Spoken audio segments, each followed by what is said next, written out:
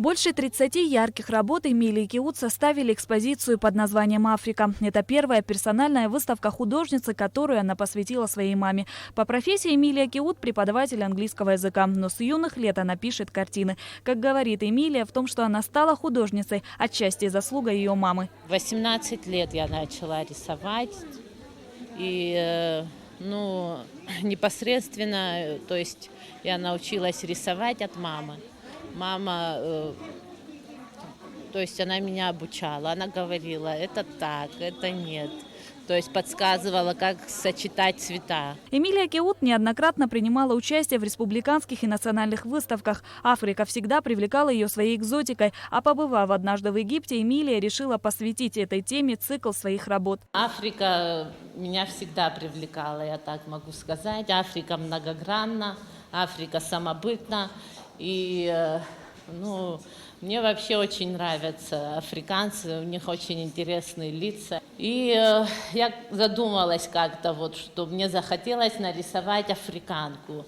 И я начала изучать, что у каждого художника в своем творчестве обязательно есть африканская тема. И с одной работы у меня это пошло. Над картинами, которые были представлены на выставке, Эмилия Киут работала 3 года. Большинство из них находятся в частных коллекциях. Посетители выставки с большим интересом рассматривали картины и делились своими впечатлениями. Очень приятно, что ее можно даже приобрести. Я спросила у художника, и, скорее всего, я ее заберу, потому что она достаточно интересная, напоминает такой и грусть, и радость, все в одном лице. Потому что я так думаю, если бы художнику было грустно, она бы яркий, она просто не подарила бы этой картине.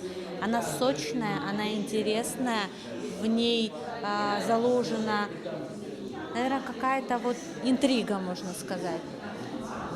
Так что картина заслуживает внимания. Меня полностью все вдохновило, все эти картины. Просто я, конечно, знаю ее, и она выразила всю свою любовь в этих картинах. Но особенно мне понравилась эта картина. Со своей стройностью она какую-то любовь изображает и вдохновила. Выставку Эмилии Киут посетил известный русский писатель Анатолий Ким. Я вижу, что она с огромной любовью в душе открыла для себя эту Африку. И в этих картинах отражена ее именно самое истинное отношение к Африке. Но в этих картинах меня еще очень важным кажется, что она увидела в людях через портреты их огромную значимость. Следующую выставку своих работ художница планирует посвятить Японии. Шазина Ханагва, Инала Гухава, Абхазское телевидение.